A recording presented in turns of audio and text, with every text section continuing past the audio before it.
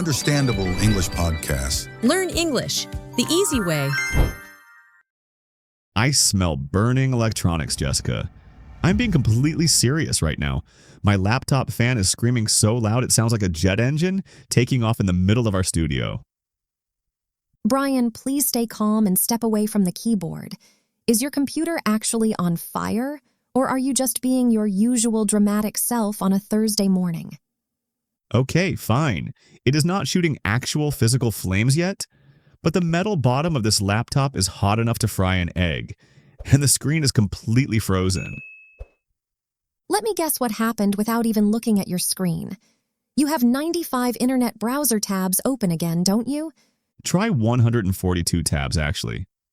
And every single one of those tabs is completely essential for my personal and professional survival. Okay? Welcome back to the Understandable English podcast, by the way, where my daily digital chaos becomes your relaxed English lesson for today. 142 tabs? Brian, that is not a web browser anymore. That is a digital cry for help. How do you even find anything on your computer screen when the tabs are that small? They are so small that I cannot even see the icons anymore. They just look like tiny gray teeth at the top of my screen. But listen, each tab serves a very specific and very important purpose in my life. Earlier today, I was sitting here trying to figure something out about my tax forms for this year, but then I got a little bit distracted. Distracted by what, tax laws from 5 years ago? Or some random online shopping deal for coffee beans that you definitely do not need? Neither. I was looking at my tax document, and suddenly I wondered if penguins have knees. Do you know if penguins have knees, Jessica? Because at that exact second, it felt like the most urgent question in human history, so I had to open a new tab immediately and research penguin anatomy. I am fairly sure penguins do have knees hidden deep inside their feathers, but why on earth did that tab need to stay open next to your actual financial documents for 3 hours? Because I run into a problem whenever I think about clicking that little red close button. My brain immediately panics and says, what if I need this information in 6 months? What if a friend asks me about penguin knees at a party? What if I lose the exact recipe for creamy mushroom soup that I saved in autumn of 2023? Brian, you have never cooked mushroom soup in your entire life. You do not even like mushrooms that much. That is not the point. The point is that I might cook it someday. If I close that browser tab, the dream of making delicious mushroom soup dies forever. My brain just cannot handle closing things because it feels like I am throwing away opportunities. That is classic digital hoarding. You leave all those mental loops open in your head, and then you wonder why you feel completely exhausted and overwhelmed before you have even eaten lunch. Hey, if you are listening to us right now while commuting on the bus, taking a walk, or doing dishes at home, tell us in the YouTube comments below, how many tabs do you have open on your phone or computer right now? Be totally honest with us. Are you an organized person like Jessica, or are you living in digital fire like me? Leaving a comment helps you practice your English writing, and it really helps our channel grow.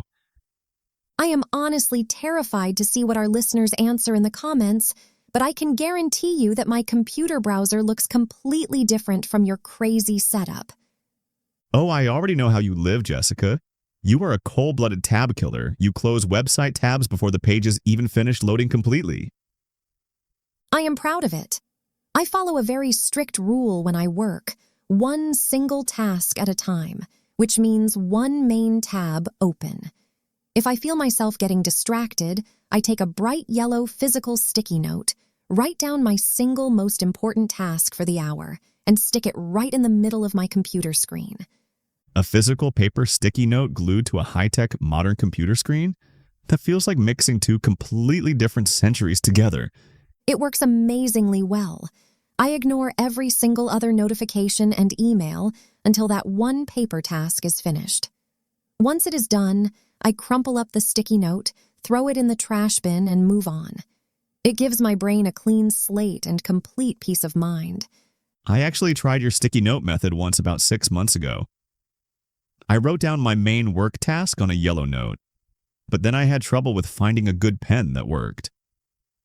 So I opened a tab to search for smooth gel pens online, which led me to an article about the history of fountain pens. And 3 hours later, my entire monitor was covered in 15 sticky notes and 40 new open tabs. That is such a classic Brian story. You take a simple, peaceful habit designed to reduce stress and somehow turn it into a massive, chaotic research project. It turns out that my brain just secretly loves having endless choices.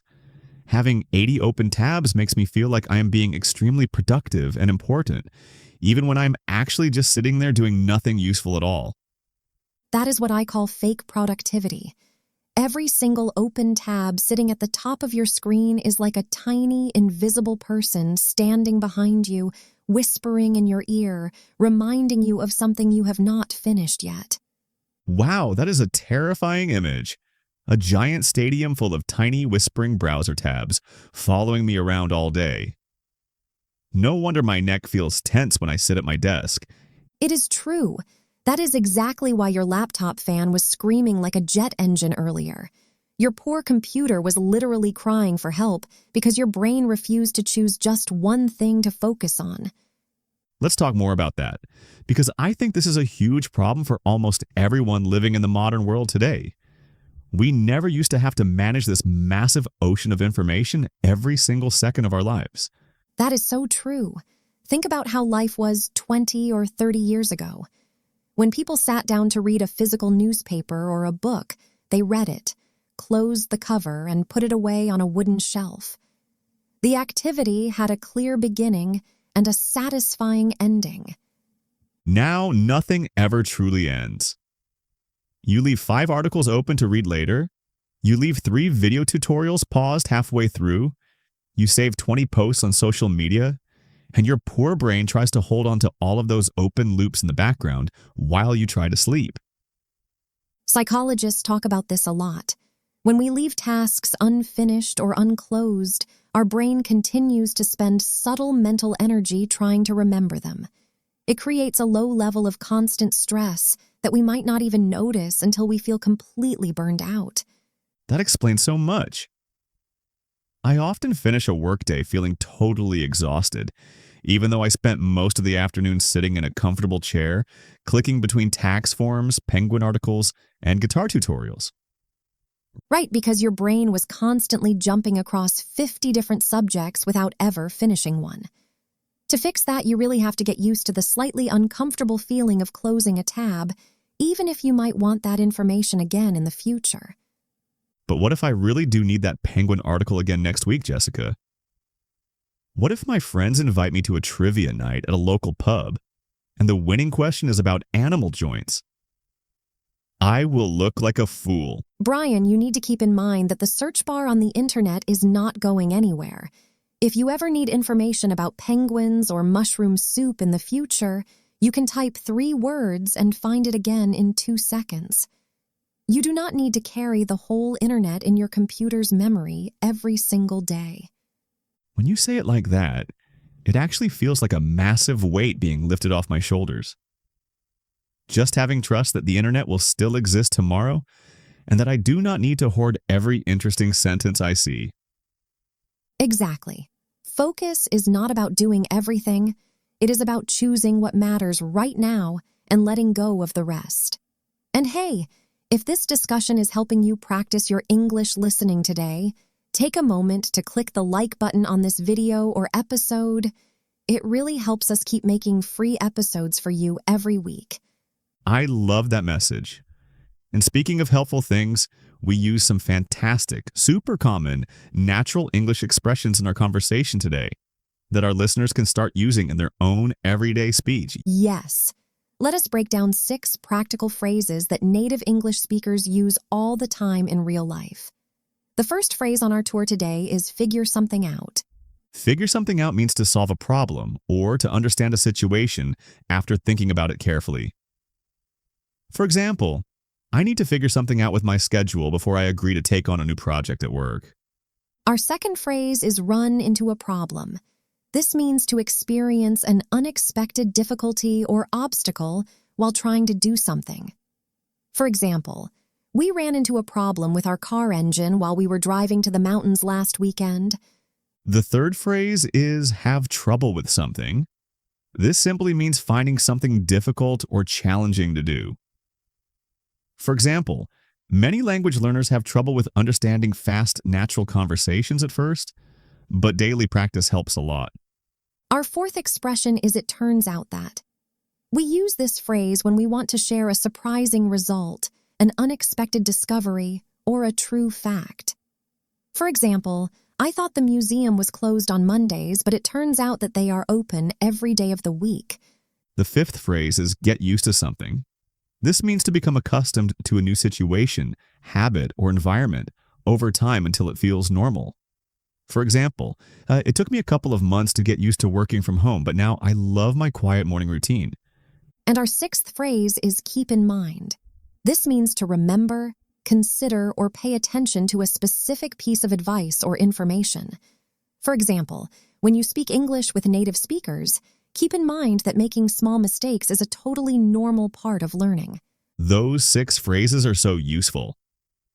Listeners, pick your favorite phrase from today's list and write your own sentence with it in the comments section right below this video. It is the best way to move new vocabulary from your head into your actual active speech. That really is the secret to learning language naturally. Practicing in small, simple ways every single day without feeling too much pressure. Well, Jessica, looking at my computer screen right now, I think I am finally ready to take your advice. I am going to hold my breath, hover my mouse over these tiny gray tabs, and start closing them one by one. Goodbye, penguin knees. Goodbye, mushroom soup. I am so proud of you, Brian. Take a nice deep breath, close down all those open windows, turn off your screaming computer, and go enjoy a quiet cup of hot coffee away from all technology. That sounds like pure bliss. Thank you so much for hanging out with us today on the Understandable English podcast, everyone. Take care of your minds, stay relaxed, and keep practicing your English every day. Goodbye, everyone. Have a wonderfully peaceful, low-stress day, and we will talk to you again in the very next episode. Wait, Jessica, hold on. I tried to figure something out with my new one-tab lifestyle, but I ran into a problem because I had trouble with my sticky notes. And it turns out that I can never get used to this, so please keep in mind that I just reopened all 142 tabs. Oh, Brian, I knew that peace wouldn't last for more than 5 seconds. Bye, everyone.